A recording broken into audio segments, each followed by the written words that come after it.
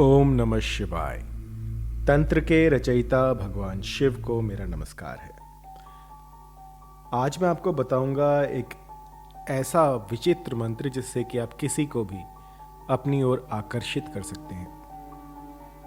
बहुत सी क्वेरीज आ रही हैं, बहुत से ऐसे प्रश्न आते हैं जिसमें कि लोग कहते हैं कि गुरुजी कोई ऐसा मंत्र दीजिए जिससे कि पल भर में वशीकरण का काम हो जाए, मोहिनी लगा दी जाए या कुछ भी करके सामने वाला जो है वो हमारे वशीभूत हो जाए।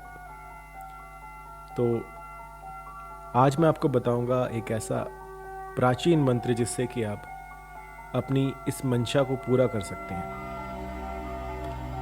आजकल मेरे पास जो कमेंट्स आ रही हैं उनमें ज़्यादातर लोग यही पूछ रहे हैं कि गुरुजी कोई शीघ्र अतिशीघ्र काम करने वाला मोहिनी मंत्र दीजिए, कोई ऐसा मंत्र दीजिए जिससे कि पलक झपकते ही काम हो जाए। तो मुझे याद है जब मैं 9वीं या 10वीं कक्षा में था, उस समय पर मेरा एक शौक़ हुआ करता था कि मैं अपने जो MP3 चलते थे उस टाइम पर, MP3 में गाने डाल के और साइकिल चलाकर मैं घूमा करता था। तो एक दिन क्या हुआ कि कुछ बंजारे से थे, वो बैठे हुए थे और आप तो जानते हैं कि जहाँ पर ऐसे लोग दिखते हैं वहाँ पर मेरा ध्यान अपने आप ही आकर्षित हो जाता है और उनके पास जाके बैठ जाता। तो हुआ ये कि मैं दूर खड़ा साइकिल पे वहाँ देखे जा रहा कि हो क्या रहा है, और बहुत ही चमत्कारी लोग थे। न जाने कौन थे, किस वेश में थे, क्या पता कौन हो वो, लेकिन जो उन्होंने किया वो मुझे आज तक याद है। तो मैंने वहाँ जाने का साहस नहीं जुटा पाया मैं, तो मैं दूर खड़ा होकर देखता रहा। तो उनमें से कोई गुरुजी थे, उन्होंने मुझे बुलाया अपने पास और मुझसे कहा कि कोई मतलब मेरा कहीं पर चल रहा है, कोई है ऐसी। तो मैंने कहा हाँ ऐसा है।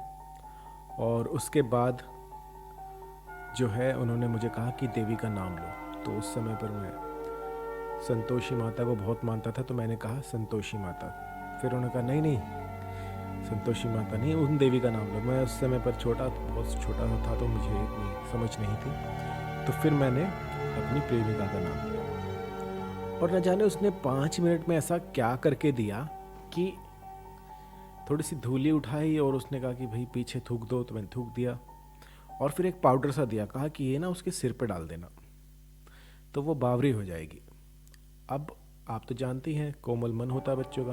मैंने मान लिया, मैं गया और उस जो उन्होंने बनाकर दी थी जो भभूत, उसमें मैं नहाया और थोड़ा सा जो है मैंने समय निकाल कर अपनी प्रेमिका के सिर पर डाल दिया।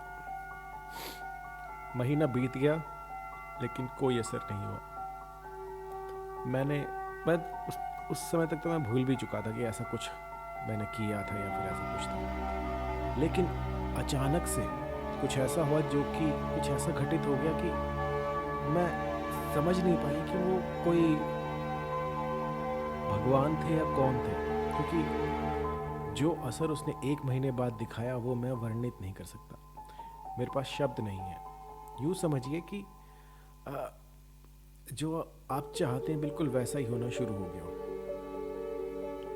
अब होता ये था कि जब भी मैं स्कूल के गेट पर होता तो वो सामने आ जाती और मुझे टकटकी लगाई देखने लग जाती। मैंने कहा ये क्या हो गया भाई। तो ऐसे ऐसे चमत्कार, ऐसे ऐसे गूढ़ रहस्य जो है वो छिपे हुए हैं हमारे सनातन संस्कृति में, और जिसके पास ज्ञान है ना वो कुछ भी कर सकता है। अब जिसके पास ज्ञान ही नहीं है वो क्या कर पाएगा।